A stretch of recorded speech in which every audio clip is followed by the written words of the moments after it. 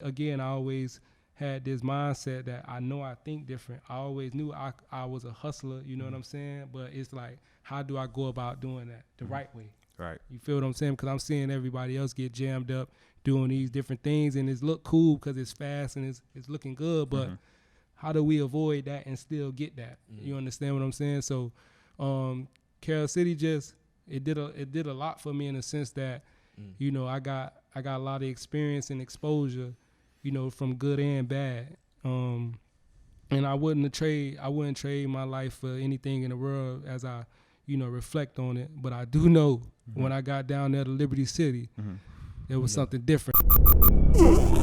Fly Fair Nation. Fly Fair Nation. Fair Nation. Fair Nation.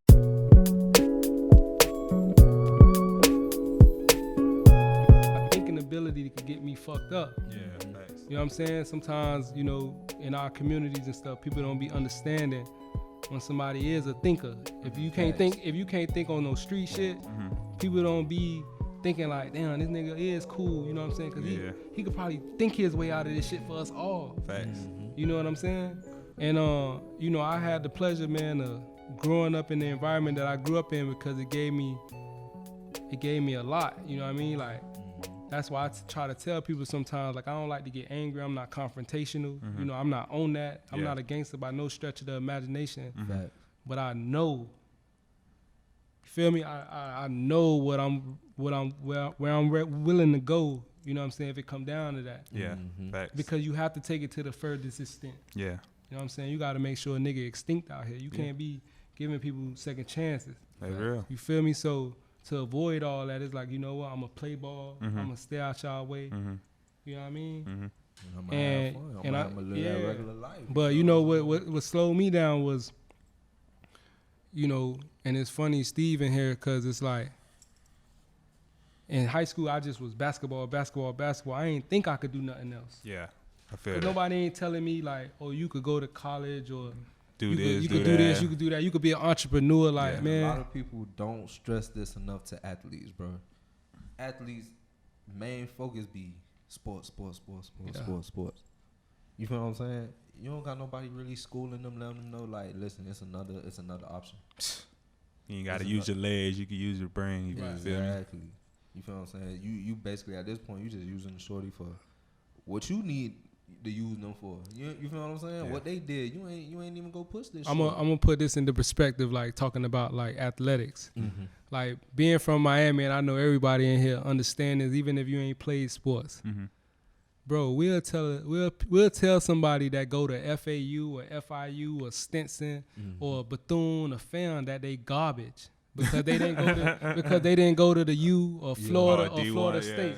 You feel what I'm saying? Like nigga, bro, growing up, you only want to go to the schools that's playing on ESPN, bro. Yeah, facts. A nigga will really tell you garbage because you feel me? You went to FAM or you went to Barry University or you went to, like, bro, it's all the same at the end of the day. Facts, for real. You feel me? Like, it don't matter where you at, you feel me? Yeah.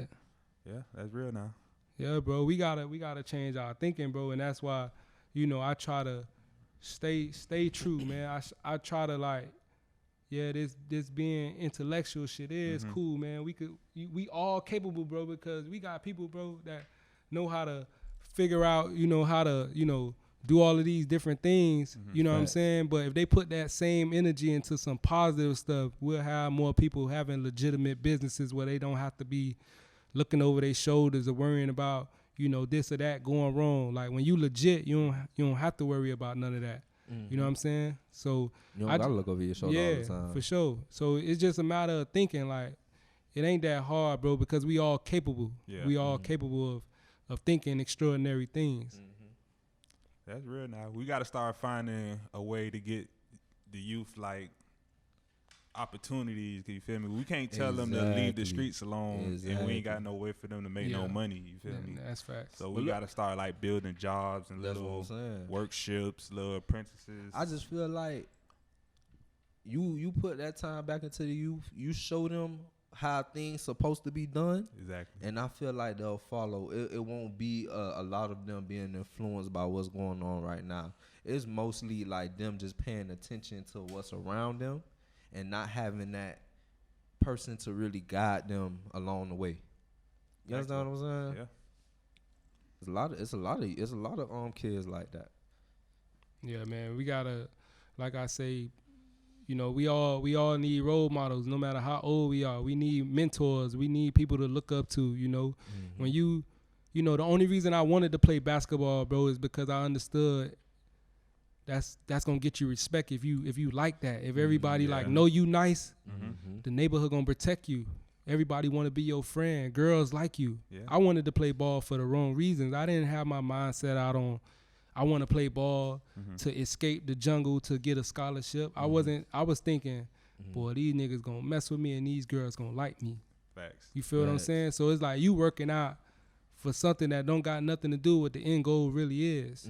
You know what I'm saying? And it's like, again, like I say, you know, people be polluting the air and our minds be polluted. You know what I'm saying? The way we be thinking, you know, we gotta, you know, change the trajectory. And that's why, you know, writing this book, I know right now is doing, you know, it's doing pretty well in the sense that I was able to create something, write something down, and get people to want to read it. You know what I'm saying? Like, think about that. Like, I'm sure we all got a thread of text messages in our phone that we could just construct into a book. It's just a matter of doing it. We all capable, like I said.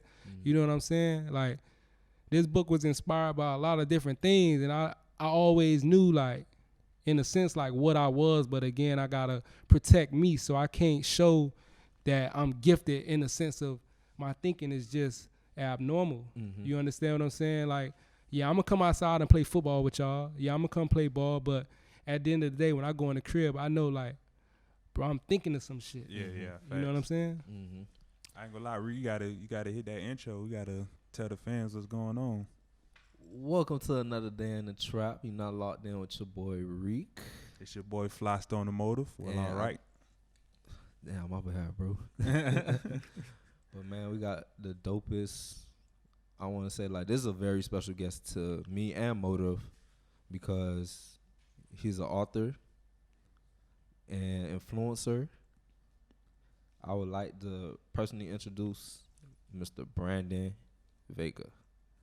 Thank you, brother. I appreciate y'all, man. And you know, it's a blessing to be here. And one of the things I learned was, you know, to never delay gratitude. So, you know, I thank everybody that's in here that's making this thing happen behind the scenes. And, you know, I appreciate y'all for, you know, thinking highly enough of me to have me on this platform. Because like I said, man, you know, before you stepped in here, like, I feel like I'm somewhere. And that's not to downplay where I'm at, but this place make me feel like this is the Breakfast Club. You understand? Like, like I watched that whole interview because I'm studying y'all. You understand what I'm saying? Because you have to be a student of the game and everything. So I watched the whole interview. You know what I'm saying? And it's like I'm looking at the setup and the scenery, and I'm like, yeah, boy, these people have something. You know what I'm saying? So it's an honor to be here, and I'm thankful. Man, it's a pleasure having you. Appreciate that, bro. It's a pleasure having you. For those who don't know, tell the people who you are. I'm Brandon Vega. I mean, that's just I think of myself as I'm Brandon Vega, you know, I'm Carroll City. And I'm just a dude, man, that, you know, always wanted to be something, you know, in the sense to, you know, try to change the game. Like, I wanted to always be remembered, you know. Growing up in our neighborhoods, everybody is talented. You know what I'm saying? Everybody talented. You could find somebody in your neighborhood that could do something exceptionally well. Yeah. So it's like, what you gonna do to separate yourself? You know what I'm saying? And to even think about being at this point of being an author now, if you would have told me this, you know, when I was in high school or middle school, I wouldn't never imagined that. You know what I'm saying? That's something that can't even be dreamed of because, again, where we come from, niggas is not thinking about sitting down writing no books. Yeah, I meant to ask you that. Like, what made you get into, like, start writing the book? Like, was it when you started? Like, was it high school? Was it college? How that came about?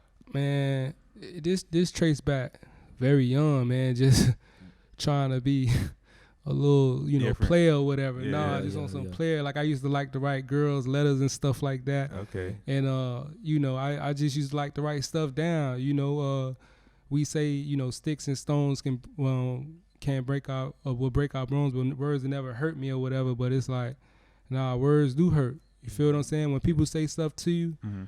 that get inside you, and that could, you know, deter you, distract you. You know what I'm saying? Detour you, all those different things. Like, you know what I'm saying? Because things people say to us, we remember forever. Yeah, You know what I'm saying? subconsciously. Yeah, you feel me? for sure, it stick. You know what I mean? There, you know, a lot of the reason why I have worked so hard to become who I am is because of who I was told I couldn't be. Okay. You feel what I'm saying? So it's like, it's always wanting to prove people wrong. Like if anybody in here told me I could not do something, I would make sure I could do it just to, you know, show you that I could do whatever you say I can't do. Fuel to the fire. Yeah. That's real. So let's talk Carol City. How was it growing up in Carol City? What was the lifestyle like? Well, you know, like I say, I never try to push this persona of, you know, something that I'm not. You know, my big homie that lived next door to me, who I dedicated this book to, used to always tell me to, you know, stay true to myself and not get out here and try to, you know, pretend or fake the funk. You know, so, you know, I grew up, you know, with my mom and my dad, you know, until they got divorced or whatever. But, you know, like I said, I'm thankful for the environment I was placed in because I got a little bit of everything. Like, I was around stuff I shouldn't have been around. Mm-hmm. I was exposed to, you know, a lot of things that I, you know, shouldn't have been exposed to. I had to fight. I had to, you know, do things that we typically have to do. You know what I'm saying? And that Being has young growing up. Yeah, facts. You know, you gotta be a certain way. You know, when in Rome, you do as the Romans do. You know what I'm Exactly. saying? So if you got nothing but gangsters or these type of people, hustlers, pimps. whatever, you're gonna adapt. You know, you're gonna Yeah. become what you around. You know what I'm saying? Mm-hmm. And again, I always had this mindset that I know I think different. I always knew I was a hustler. You know what I'm saying? But it's like, how do I go about doing that the right way? Right. You feel what I'm saying? Because I'm seeing everybody else get jammed up doing these different things, and it's look cool because it's fast and it's looking good. But how do we avoid that and still get that? You understand what I'm saying? So, Carol City it did a lot for me in the sense that, you know, I got a lot of experience and exposure, you know, from good and bad.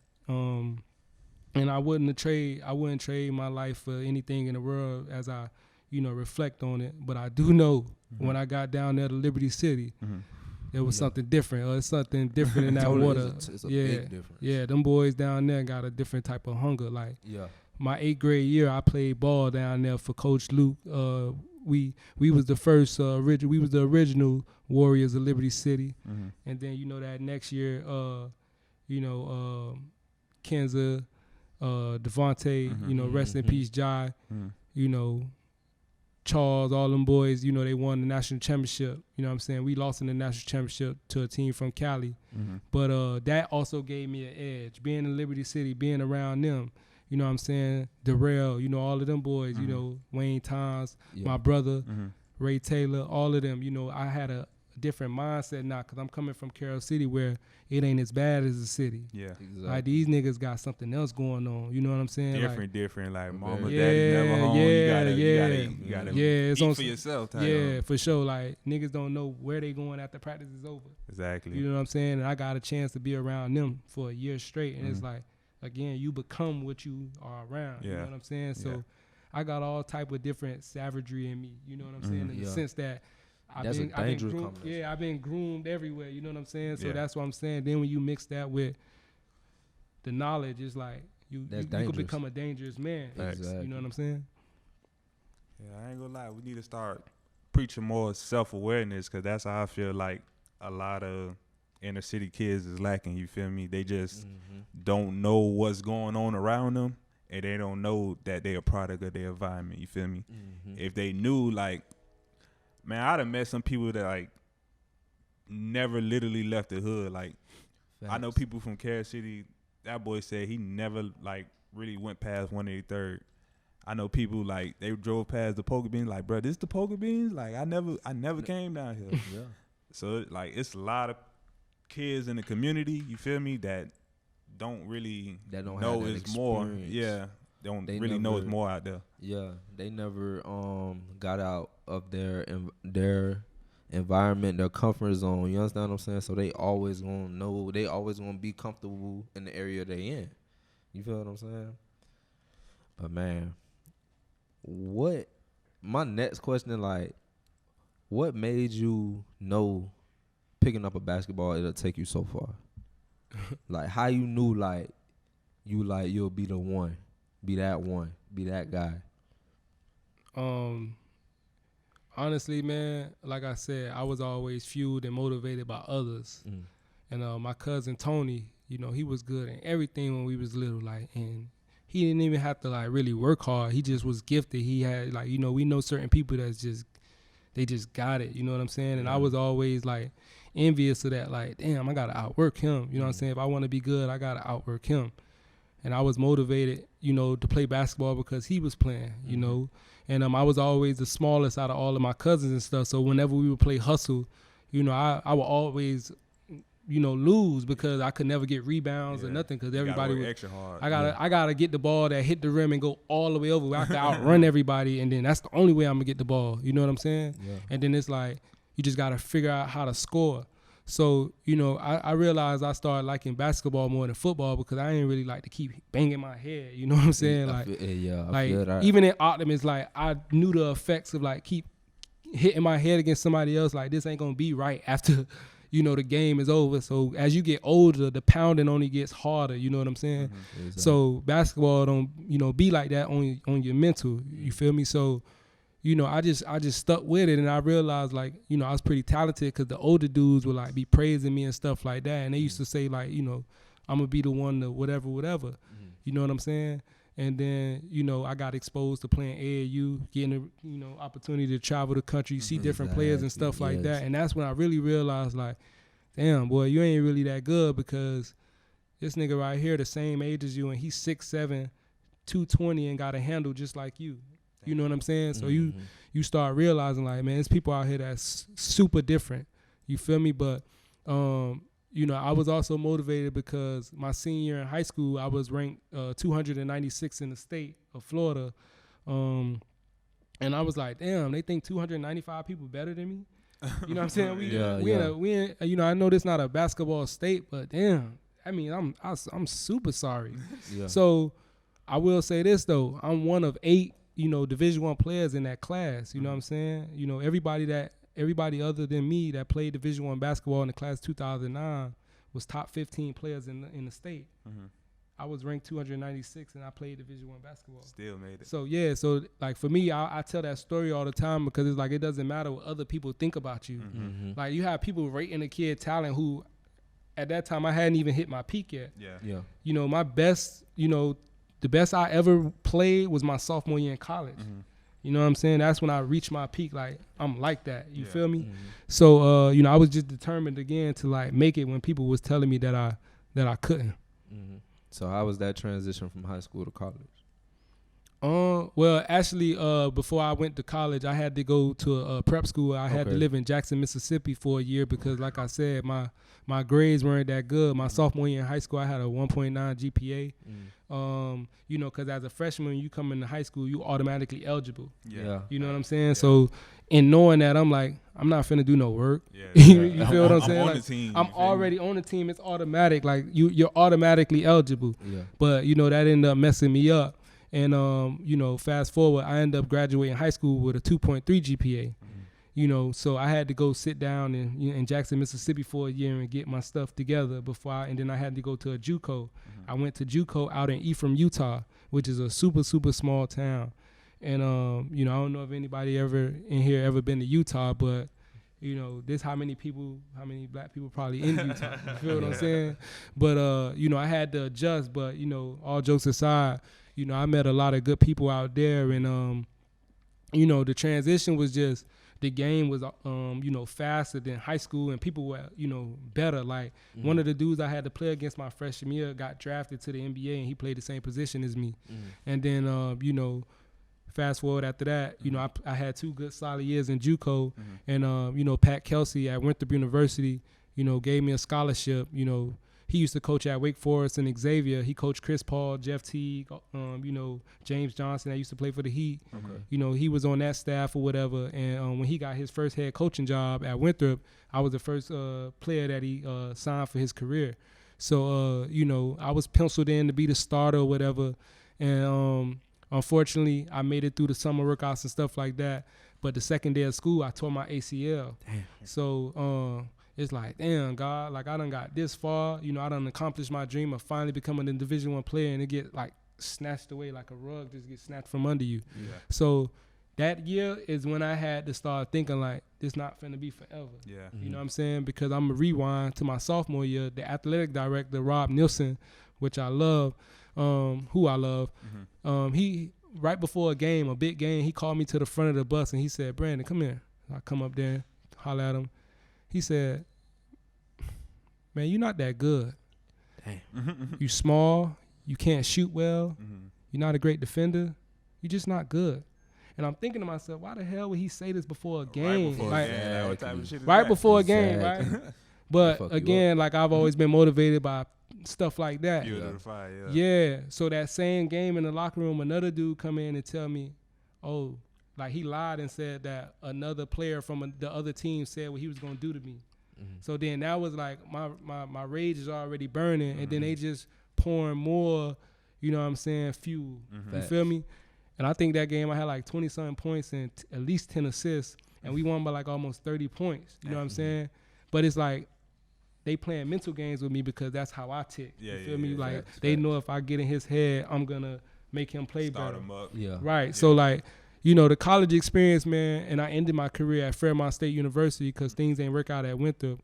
And at that point, I didn't really, you know, really care anymore because it's like I got to use my mind. I'm not going to be a basketball player. I got to get an education. You know what I'm saying? Because there was a couple times I was thinking about leaving college, but then I realized, like, if I don't do this, how long we going to have to wait before somebody in my family graduate college? You know, I'm the first person in my family to graduate college. You know what I'm saying? And I take pride in that. So, you know, it's just about setting the bar high. And, you know, again, to answer that question, you know, the transition was pretty smooth for me. All right. So I got a question. It was a transition from high school to college. What was the transition, how you spoke about in your book, from the concrete jungle to somewhere like Mississippi and Utah? Like, how was that adjustment? It was, damn, boy, that's a good-ass question. Yeah, bro, it was a huge adjustment because, you know, this 2010 and our coach telling us in Mississippi, in Jackson, Mississippi, make sure y'all in the house before the lights come on. You feel what I'm saying? Like, because we not that far from like you walk around the corner, there are Confederate flags. Oh, okay. You feel what I'm saying? So it's like amazing that somebody in 2010 would tell you like, be home before the lights come on. Because if you get caught out, some bad things can happen. You got a different type of op. Exactly. Yeah. Exactly. And I want to get on something about that because I was gonna say it when we was, you know, conversing before we started, but and then going to Utah was a real culture shock because it's like it's cold as hell. You know what I'm saying? You ain't seeing nobody that look like you. Yeah. You know, the religion is different. Like these people are Mormon. They operate different. You know what I mean? So it's like me, I went out there with the mindset of just being respectful and just being open to whatever, you know what I'm saying? Because that's how I've always been. Like, you know, you have to shake a hand to make a friend. Yeah. You feel me? You know, unfortunately in our environment, again, we be on some I'm not friendly stuff, and that can block your blessings, and that can, you know, stop your opportunities because you don't know who, you know, can possibly help you or who's willing to extend the hand if you know, reach your hand. Like, we'll look sideways at somebody for being too nice to us. Yeah. That type of, facts. Like, we got that type of PTSD. If somebody just, if you on the side of the road and you just need help and somebody just randomly stop, you go look at them 2-3 times like, why are you helping me out of everybody? Because we come from a city where it ain't really like that. It ain't too friendly here. It ain't too friendly here. Yeah.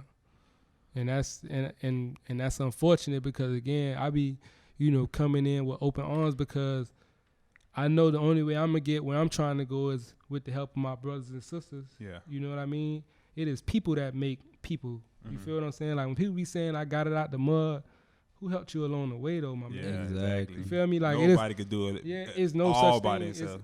It's no such thing. Like right now, getting this opportunity to speak, y'all asking me questions. This is giving me opportunity. Yeah, You just feel tell what your I'm saying? story. This exactly. So it's like now I got, you know, you could see how I think, how I, you know what I'm saying, how I operate, and then you say, damn, like Yeah, we want to see. You feel me? Yeah, a lot of people look at you weird when you genuine. You feel what I'm saying? And it kind of like, it messed me up for a long time because I was that person.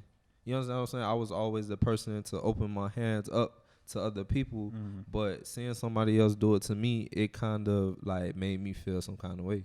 You understand what I'm saying? Because like I'm a giver. Like I'm not used to somebody Taking. giving to me. You understand what I'm saying? That's just the kind of family I came up with. You feel what I'm saying? Like that's how they move. So I kind of picked it up too, because I know my blessings gonna come. Yeah. You understand what I'm saying? So I don't even if I do something for somebody, I'm not looking for nothing in return. I'm not. You understand what I'm saying? I'm not looking at you crazy for it. I'm doing it out the kindness of my heart. The universe go give it back in double. That's all it be. You feel me? That's how I approach stuff. Like I know the universe go pay me back 2-3 times greater. So I ain't even worried about none of this stuff. Exactly. That is right now. Yeah, and with that being said, bro, there's a book called The Alchemist. Yeah, and you know, in the book, it tells you that the universe conspires for all of us to be successful. Like the universe wants us to be successful. When you break down universe, uni means one, and verse means written, something written. So because our lives are already written, it's already destined for us to, you feel me, be great. So you just have to understand that like the world is not yours. The universe is. Yeah. You feel what I'm saying? That's the real. universe is greater than the world. The universe is ours. We just got to understand that. And that's why we have to be, you know, tapped in and be able to think on a certain level, because it's not about trying to be smart or outsmarting somebody. It's about thinking on a level where you could connect with the universe to see what she's showing you. You feel what I'm saying? And you have to be able to understand that. That's a different language. You feel me? I gotta ask you on a side note, bro. You ever took a psychedelic? Nah. Nah. What is that? Break that down for me. Like mushrooms or LSD? It's like Oh no. make you like, you feel me? I ain't gonna lie, the way you speak, the type of mind you had, like I ain't really had that type of outlook on life, you feel me? Until I took a psychedelic. Like man, I ran into my closet, bro. I was like, man, Fly Stoner, that's my brand. I found everything in my closet that I could go stitch Fly Stone on. Asked my brother, I went to the mall, stitched Fly Stone on everything. Like, man, this all I'm wearing. You feel me? Like, I was so like, I damn near was about to give away all my money. Like, man, money ain't real. Like, you don't really need this. Like, it only make it. You feel me? Like, that's the only time I really was like, you feel me? And now I'm hearing you speak like this. Like, dang, bro, you just self-aware, like on your own. Like it just took you reading and that's amazing. Yeah, bro, that's a blessing. You know what I'm saying? Yeah. And you just I don't meet too many people, like, you feel me? Like that's intellectually like bro. And to keep it 100 with everybody sitting in here, bro. And that's what I'm afraid of, because when I tap into that, because I know I could go to that. I know everybody don't understand that. Yeah, for you real. Feel what I'm saying? So because people don't understand that, it gets lost in translation. Yeah. You feel me? It's not about me trying to be smarter than you. Yeah. It just this how I think. Yeah. This, you feel me? Like this is what I think. This is how you feel me? If I've been studying everybody in here since I've been in here, and not to do anything or nothing like that, but I want to peep because I want to learn something from you. I want to pick something up. You know what I'm saying? From you. You feel me? And to go back to what you said about art, you know, this is what I've been thinking lately.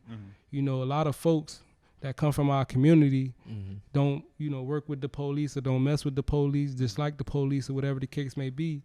But when you are participating in actions to kill another man that look like you, you are working with the police. Definitely. And you are also expediting the process of the plan that's put in place. Definitely. And again, if you don't understand that, you need to try to understand that, because like we talk about the killings and all that stuff that's been going on, Like something has been put in place systematically for these things to continue to transpire.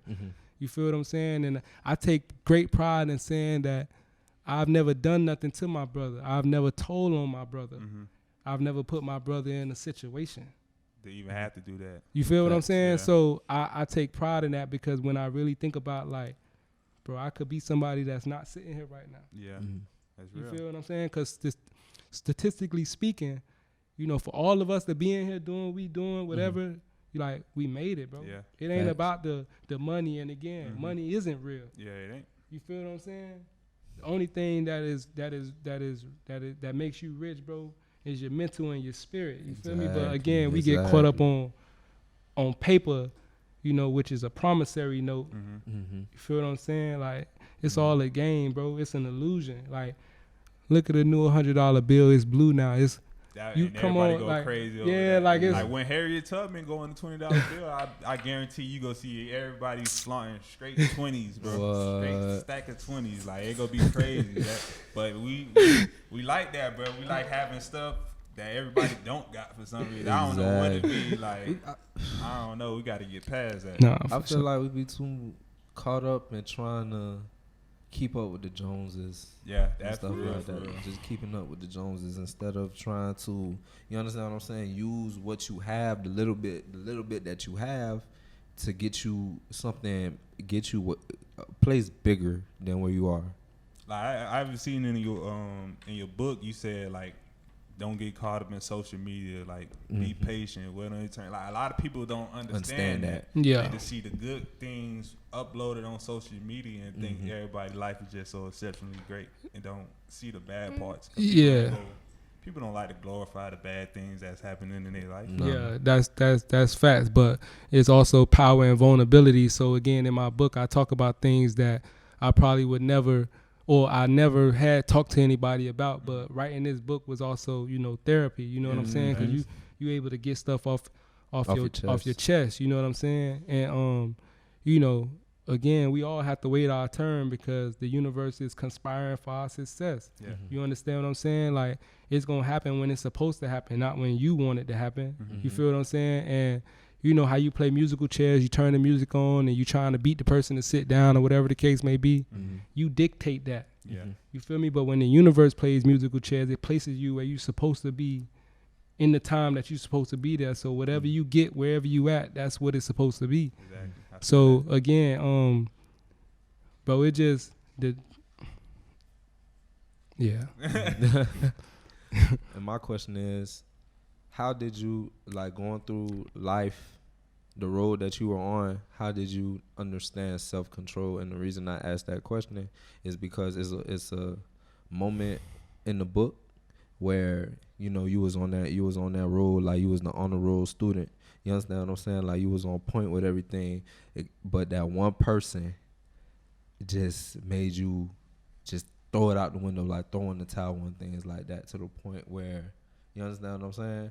So how did you learn self-control, like going through this road that you're still on, and how did you perfect it? Yeah, bro. I wouldn't say learn. I'm still learning. So, you know, as you continue to age, bro, and you start to realize like certain things, you gotta continue to adjust. You know what I'm saying? No year is the same. You feel what I'm saying? Like, you gotta be able to adjust. And like, you know, I participate in a men's circle where you could, you know, come sit down with a group of men and get things off your chest. You know, shout out to Roots, you know, and Black Man Bill. Yeah, man, you know, you get a chance to do that, and you know, you get to learn from different people, and you have to understand that you can't control anything but yourself. And if you can't control yourself, then I mean, you already not in control anyway. You know what I'm saying? But again, man, this thing is so deep. That's why I say, like, we have to be able to tap into what we have been created to do, because, you know, it kills me when people say, oh, you don't vote, you the part of the problem, and da-da-da-da-da. And I don't mean to get off topic or whatever, but I say this. Black folks also died trying to learn and read. but a lot of us don't spend time putting our face in the book. Oh, I don't want to read. I don't want to do this. I don't want to do that. Bro, I could talk like this because I'm an avid reader. Yeah. I could pull things out of my subconscious because I've read so much. You know what I'm saying? Like, I read Dr. Seuss, bro. I don't discriminate. Yeah. You feel what I'm saying? Because the moral of every Dr. Seuss book, an elementary kid cannot understand that. A middle school kid may not get that, bro. You feel what I'm saying? Be deeper than The rap. first book Dr. Seuss wrote was called I Saw It on Mulberry Street, bro. And the moral of that story is to not limit your children's imagination. You feel me? Because when you limit your children's imagination, they grow up to be workers. They don't have the mindset to, I can do this, I could do that, because you the one that shut them down. You feel what I'm saying? Damn. I was told that one day I would have to work for somebody, bro. Yeah.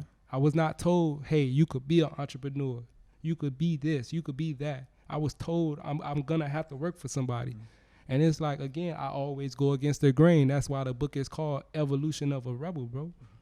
You feel what I'm saying? I'm always rebelling against, I'm going against the opposite of what you say. Even if you're telling me the right thing to do, I don't want to do that because you saying do that. You feel me? So that's just, you know, again, man, I just be thinking on another level in that sense. And I just want to show people, you know, especially my younger brothers and sisters that's coming behind me, something different. Like, we all not going to be athletes. We all not going to be rappers. We all can't be trap stars. You feel what I'm saying? We could sit down and use our minds to become what we are destined to be. Exactly. All right, so I feel like on a political question, like, then how you feel about our youth basically getting taught by the oppressors? You feel me? By the ops. Like, what can we do? Like, because I've been kind of talking to my homeboy, and he stay in Atlanta. And he was like, bro, why would I send my kids to school? Like, you feel me? They probably like first, second grade. Why would I send my kids to school? Like, I got elementary skills. I could teach my kids how to add, subtract, multiply, divide. Like, when it get to the hard part, when you got to learn history and stuff like that, okay, maybe I can't teach you that. But he said, like, while I could teach you what I can, why take them to school? I might as well homeschool them. I might as well give them the real African-American education, how we supposed to. Like, how you feel about that? Yeah, man, that's a loaded question. That's a great question. That's a very great question because, you know, the education game is controlled by the government. Exactly. You know what I'm saying? The reason why certain things don't happen in education is because the powers that be. We're not going to give Title I students the same education that we're giving private school students. Because guess who goes to the private school? White kids. That could afford it. The Title I kids are the inner city kids. So we're going to put you in a classroom with one teacher and 40 kids and 27 desks and 13 test books. You feel what I'm saying? Yeah. And then we're going to give 2 teachers in this class in this private school with 15 students where the ratio is 7 to 1, 8 to 1, and everybody has a laptop and everybody has a book. Like, bro, that's again, bro, as black folks, we gotta really start to understand like what's really going on, because I made a post yesterday and I mentioned that nothing has really changed since the civil rights movement. The progress that we've made has only been a drop in the bucket compared to what we really owe. That's real. If I got $100 million and you only asking for 1,000, what is that gonna do to my pocket? Yeah, you're right. You feel what I'm saying? So in the education game, bro, it's real because again, these folks think it's more important for us to learn about Christopher Columbus and Christopher Columbus. Not even from America. Exactly. Yeah. And Frank is not from America, bro. But they won't teach you about Bob Moses and you know, Shirley Chisholm, Marcus Garvey. They're gonna tell you nothing but bad stuff about Malcolm. Exactly. You feel what I'm saying? They're not gonna tell you who Fred Hampton was. They're not gonna tell you who Huey P. Newton was. They only like the Rosa Parks game, the Martin Luther King game. That's the fall in line game. Be a good boy type. You know what I'm saying? They're not gonna tell you like turn the other cheek. Yeah. Like, you feel me? They gonna tell you all that, but they ain't gonna tell you. I seen T.I. said on Expeditiously, he said you never see like Jewish kids go to public school. No. And I really passed, like, later on that day, I really passed by a whole Jewish school. Like, damn, like, yeah, this is really real. Like, they will not let the oppressors teach their kids. No it's way. not happening, bro. No they way. not finna get no chapter in their history book about the Holocaust. Nah, we finna teach our kids how to circulate the dollar, how to, like, you feel me? Yeah. How to do everything. And I just feel like in our community, that's the only thing we lacking. Even when I went from, because I went to New Orleans, so even when I went from a Dade to a Broward school, bro, I went from having super old rundown textbooks to, oh, it's a chill day. Everybody in the class just grabbed the laptop out the little. Yeah. I'm like, what? I'm like, bro, they got even exemptions. Like if your grade high enough, you don't even have to take your middle or final exams. Yeah. Bro, that's the only way I graduated, bro. My teacher just gave me a B and said, hey, all right, your final exam is an automatic B. Man, at Norland, boy, I'd have been struggling I'd have been working hard. So I was like, it's just like even the areas, bro, that will give you an advantage. Because if you go forward to stay in Broward, like, my GPA jumped up just for going to a Broward school. Like, I don't even understand that. Bro. That's what I'm saying. Like, again, you know, I work at a school, and ever since I got out of college, I've been working at schools. You know, I got a chance to work at a very affluent school down here. And, you know, it costs like 25 bands a year just to go there. Damn. And that school is damn near Little Haiti. But you ain't going to find no kids in Little Haiti going to that school. You feel what I'm saying? And I'm not going to even name that school. Yeah. You feel what I'm saying? But, again, man, they be like, we be playing checkers. They be playing chess. And you cannot put checker pieces on the chessboard and expect to win. Exactly. You know what I'm saying? And then again, when we go back to saying arts, you know, my brother called me an art, but when you play a sport, you wear the same color jersey as your teammate. Yeah. We all wearing the same color in here. So nobody in here can be my op. Yeah. You feel me? That's real. I can't have an op in here because I don't see nobody opposite of me. We all on the same team. We all on the same team. So we have to think like that, because if you the quarterback, I gotta trust and believe in what you saying, bro. I can't say, well, why I can't be the quarterback. Yeah. Or why I can't be the running back. Nah, my job is to block and protect. You feel what I'm saying? And I gotta be willing to do that job. And if coach say, hey, you gotta play quarterback for this play, I gotta be able to assume that role and lead the team, even though that's not my primary position. Yeah. You feel what I'm saying? So again, bro, our thinking gotta change. That's why, again, going to the concept of eating. Eating derives from my environment, bro. Eating, what it mean? It mean you doing your thing, you getting money, you that guy. But eating means, is this above the noise, bro? Don't get caught up in the foolishness. Don't get caught up. You understand what I'm saying? That's real. You know, somebody made a good point. We always talk about purpose, but purpose is the end goal because you trying to fulfill your purpose. You feel me? But in the mission statement for eating, it is, I will discover my purpose. When you trying to discover something, you searching, you looking for it. You feel me? I will discover my purpose in life. In order to fulfill that purpose, I will embrace all pressure and challenges along the journey. I will achieve the goals I set out to accomplish no matter what. I will take the good with the bad, understanding that nothing in life comes easy. And I would never lose sight of the bigger picture despite the obstacles thrown my way. I will exist above the noise. How can I starve if I'm always eating? So even if you don't like me or whatever, you know what I just said makes sense. All the sense, like you can't even deny that. You like, can't you like you cannot deny that, bro. You feel me? The only thing that is real is the truth. Yeah. And if I didn't just tell the truth in here, I could leave right now. So I know everything I just said, bro.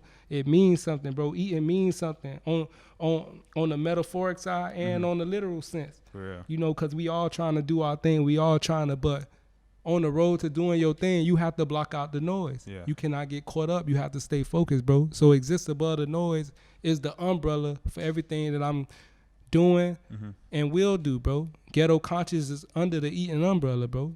Eating derives from the ghetto. One thing I love about your book is the poems. I love the poems. I love the poems. When I first started reading them, like, it was messing with my head. 'Cause I'm like, Is it rhyming? Yeah. So I'm reading them, I'm like, nah, this motherfucker rhyming. Like, this shit is really like, it give it a real, like you said, Dr. Seuss. Like, I was getting a Dr. Seuss, like a hood Dr. Seuss vibe. And I was like, damn, that was dope. I ain't gonna lie. I appreciate that, bro. Yeah, man. I purposely constructed it the way that I did because I understand that our attention span ain't that long. Yeah. So how can I captivate you with the little bit of time that I have? Because remember, this is a book. This is not a CD. Mm-hmm. Understand that this is a book, not a CD. So a nigga not gonna give me a second play. Yeah. Cause the beat might be fire, and he might say, "Let me run that back to hear the beat again," Yeah. and then he catch on to your words. Yeah. This is a book. Mm-hmm. This ain't the children's book. When you open him up, he starts singing. You feel what I'm saying? We ain't get to that yet. Yeah. So I understand, bro. And I was just studying my students and stuff, and it made me reflect on my upbringing. Mm-hmm. And when I was writing some of this stuff, I would be listening to music like I'm rapping. Yeah, I was finna say, did you ever like pursue a career in rapping? Because Nah, bro, like, boy, you was putting them words together. I don't have that. I don't. You know, I keep it gangster with myself. I don't have that capability to really make it because I really respect, you know, the Jigga Man and Ross and Kendrick and all of them folks. You feel me? So the way they be doing that is like I could follow their lead, and you feel me. But for me, it's just I know this cause I'm writing this for y'all, for my brothers. This ain't about nobody else, bro. Because I'm trying to change the game. You feel what I'm saying? My big homie C-Man say, you know, in our communities we got the peanut syndrome, cause the peanut grows down into the ground away from the light. You feel what I'm saying? The quote of this book is, "We could forgive a child who is afraid of the dark.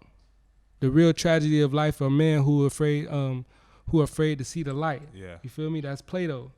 You know, we could forgive a child that's afraid of the dark. That's normal. You feel what I'm saying? The real tragedy of life is when men are afraid of the light. Like they aware was like they still don't care. You like you don't want the light, bro. And you the light shining on me, bro. Yeah. You feel me? I look at the world like this, bro. For the most part, the jobs I work, when I drive to work, I drive to the sun. The sun rises in the east. The sun is hitting me. I gotta put the sun visor down to stop the sun from hitting me. So I'm coming into the sun. You can't run from that. And then when I'm driving back home, the sun is on the opposite side. So West I cannot. side, still on your face. You feel what I'm saying? Can't even So I already understand what I'm destined to be because the universe is telling me. Right. I seen the quote saying, "The smartest game you ever played was playing dumb."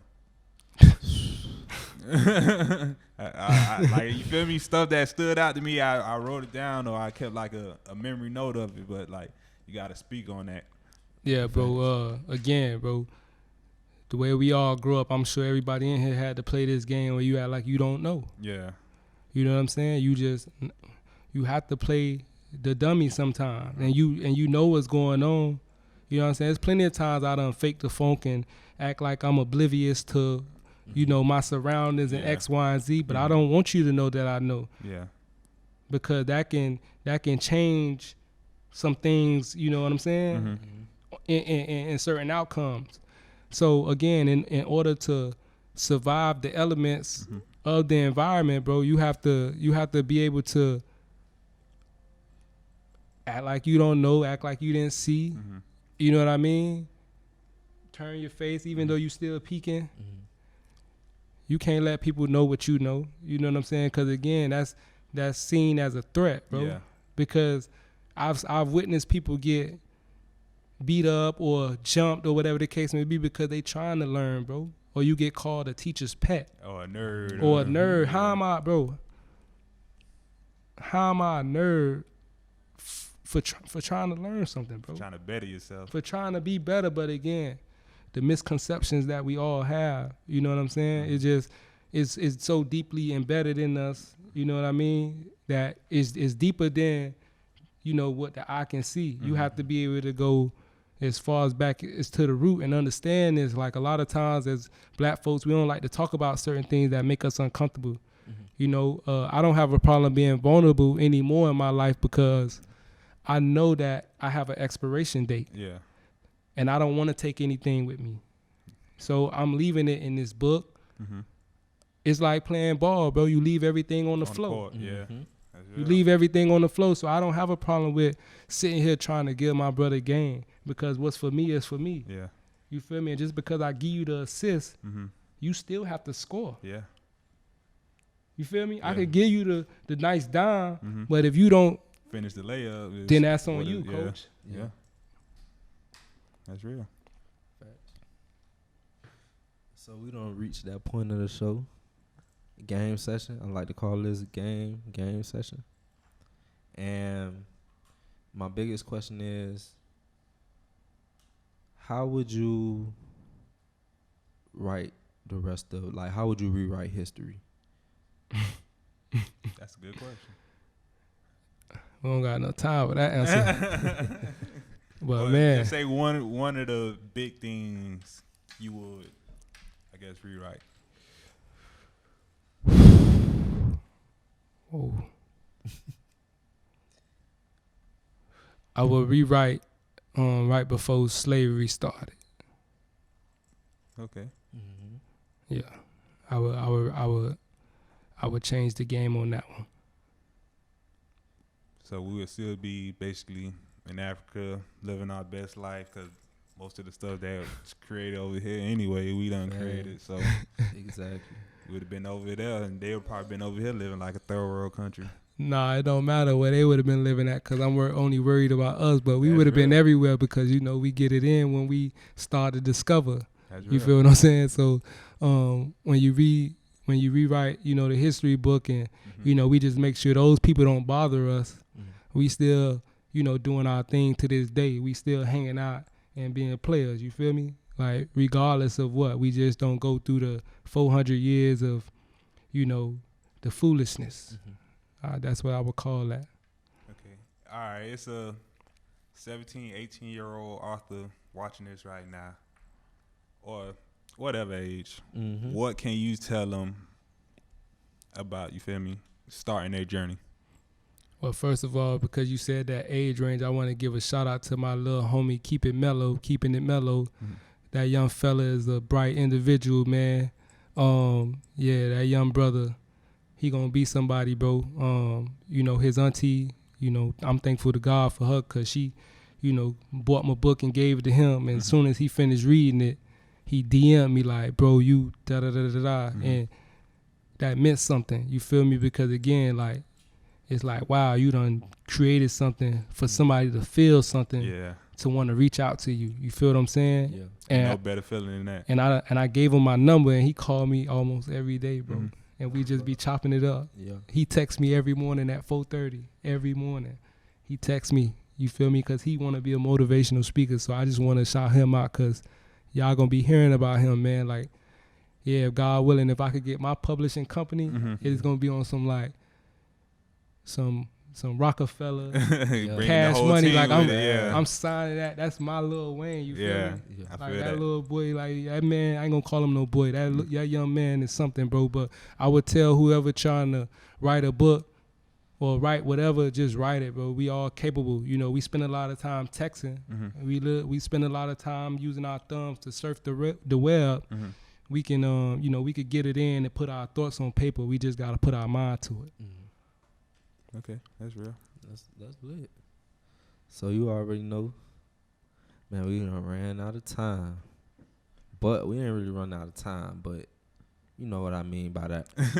But it was a big pleasure having you come in, drop some knowledge off, drop some education off, because normally when people watch podcasts, you know, the first thing they say is, oh, it's never no intellectual individuals coming Yeah. on and speak and People want to preaching. talk about beef. People want to talk about rumors. You You know what feel I'm me? Stuff like that. Nah, we trying to give some free game to help better our community and stuff like that. Mm-hmm. Yeah, for sure. You know, before I leave this beautiful segment, I will say that I don't participate in those type of activities because it's unnecessary and it's Mhm. distracting. Yeah. And it's a Distractions. detour. You feel what I'm saying? Because we spend too much time on the negativity. Mm-hmm. So, you know, I try not to indulge in those things. And, you know, the most important capitals that we need to be focused on.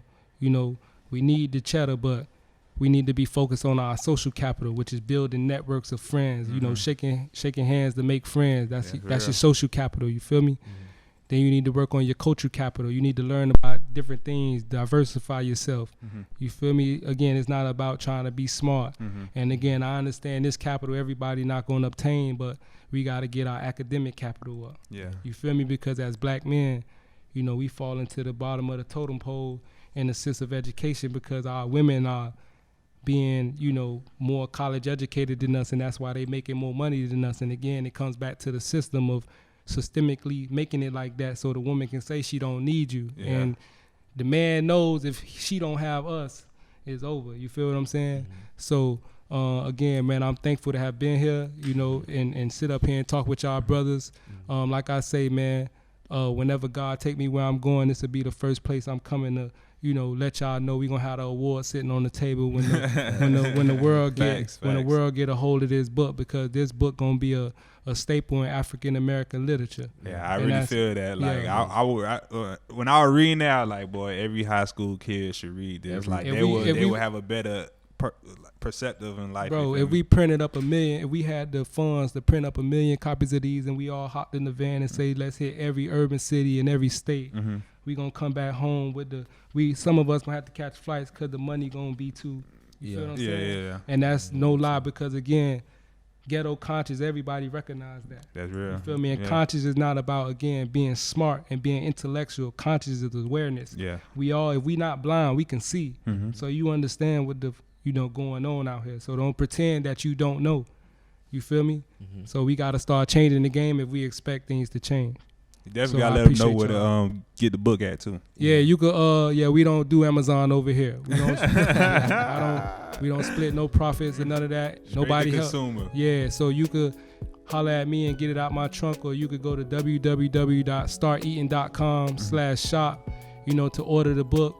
You know, I would definitely sign your copy, whatever. You know, I just, again, appreciate all the support, whether you buy the book or not. You know, I understand that as a self-publisher, the only way I'm going to get where I'm trying to go is if my brother and my sister elevate me. You feel what I'm saying? I know that this is treasure right here. You feel me? But the world got to know that. And we got to, you know, pump that into the world. You feel what I'm saying? So the only way I'm going to get where I'm going is with the support of y'all. So, again, I'm thankful to have been here, and it was a blessing.